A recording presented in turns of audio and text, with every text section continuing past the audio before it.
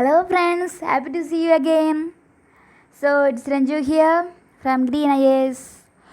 So let's have a look at the new chapter, ninth chapter of, that is the last chapter of class 7, that is struggles for inequality. Okay. So the history is full of examples of persons who have come together to fight against inequality and for issues of justice. So, to fight against the inequality and for issues of justice, there were some of the persons were there in our history. And in this chapter, you will learn about some of the ways in which people have struggled against inequality. Okay.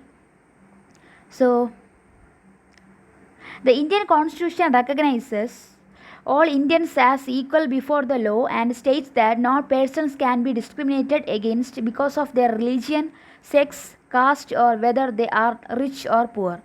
All adults in India have the equal right to vote during elections, and this power over the ballot box has been used by people to elect or replace their representatives.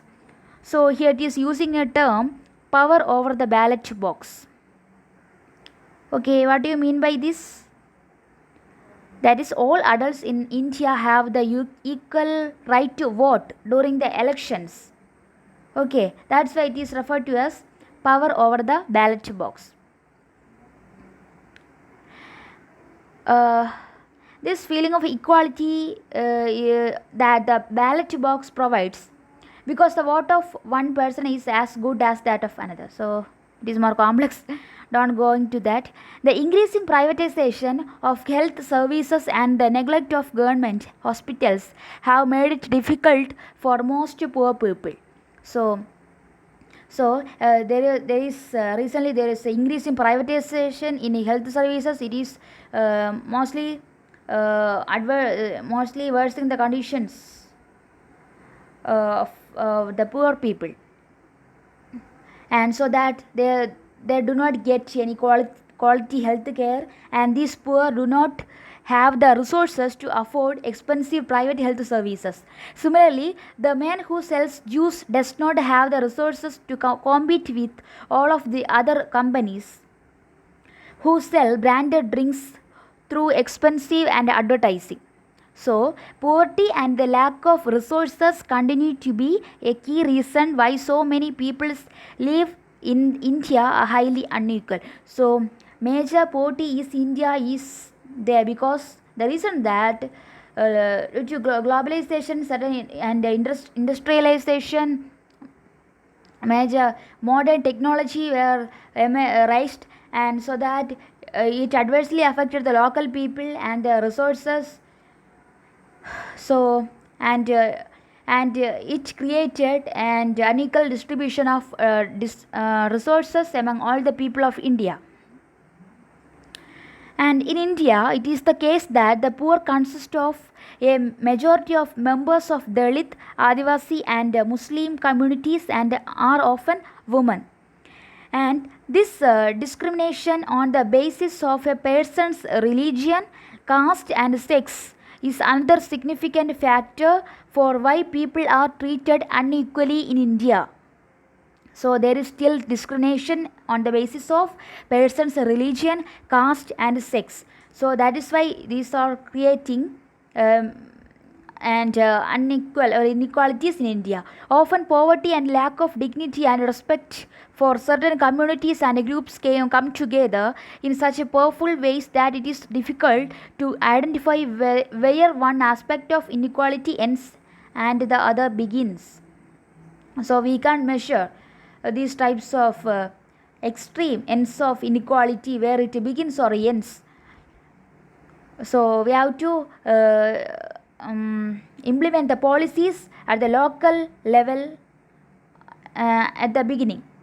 And the Dalit, Adivasi, and Muslim girls drop out of school in large numbers. This is a combined outcome of poverty, social discrimination, and the lack of good quality school facilities for these communities. And then comes struggles for equality.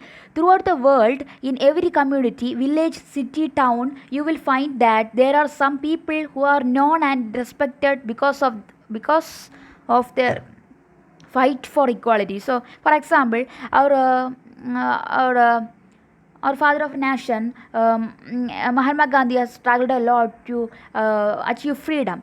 So, and we respect him a lot for his achievements. That is, the freedom is everyone's achievement, and so that these like freedom fighters or strugglers who are very respectable in our society, because they have stood up against an act of discrimination that they faced or which they witnessed. Or they may be well respected because they treat all persons with dignity and are therefore trusted and called upon to resolve issues in the community. So those freedom fighters and those leaders are always keeping the dignity of the people and seeing all the people in an equal manner. So that's why the people like the leaders get more respect from our society. There are also many attempts to form cooperatives or other collective ways by which people can have more control over resources. So some in sometimes the people alone cannot access the resources, so that uh, in some cases, along with the communities or some movements, they can access their resources.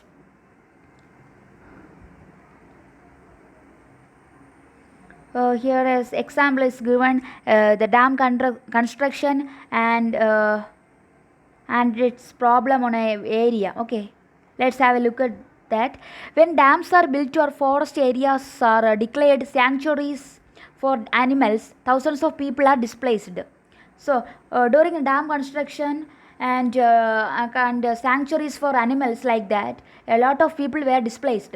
Whole villages are uprooted and people are forced to go and build new homes, start new lives elsewhere. Most of these people are poor. In urban areas too, the poor people live are often uprooted, dealing with the most of the construction or developmental activities. Some of them are relocated to areas outside the city. Their work as well as their children's schooling is severely disrupted because of the distance from the outskirts of the city to these locations. This displacement of people and communities is a problem that has come quite widespread in our country. People usually come together to fight against this. Okay. And another example is here Tehri Dam in Uttarakhand. Okay, a dam is built across a river at sites where one can collect a lot of water. This forms a reservoir, and as the water collects, it submerges vast areas of land. So, during a in a dam contained area, there the those areas will be submerged and vast destructions will be there. This is because the wall of the dam across the river is high and the water spreads over a large area. A large areas of forest cover and village areas, living areas get distracted and destroyed. This is and here's a photo of the Tehri Dam in Uttarakhand. The old Tehri town and 100 villages, some totally and some partially, were submerged by this dam. Nearly 1 lakh people were displaced. So most of the people were struggled against these dam constructions. And we are familiar with the Medha Patkar, her movement in related with Narmada river. So that are some of the examples for these types of struggles for the not to ensure the rights of the people. Okay. Then creative expression against inequality. While some join protest movements to fight inequality, others might use their pen or their voice or their ability to dance or draw attention to issue of inequality. So some of the people who protest against these types of inequality in society individually, some join certain movements or communities and struggles fight against that people or actions, and some of the people who might use pen and their voice, some may use a dance to draw attention to issue of related issue of inequalities. Okay, so writers, singers, dancers and artists have also been very active in the fight against inequality. Often poems, songs and stories can also inspire us and make us believe strongly in an issue and influence our efforts to correct the situation. And then the Indian Constitution as a living document. Movements and struggles for equality in India continuously refers to Indian Constitution to make their point about equality and justice for all. So these types of struggles or movements are taking place in our society in order to assure all the rights by the Constitution for all the people in our country. And the constitution is referred to as a living document because something that has real meaning in our lives.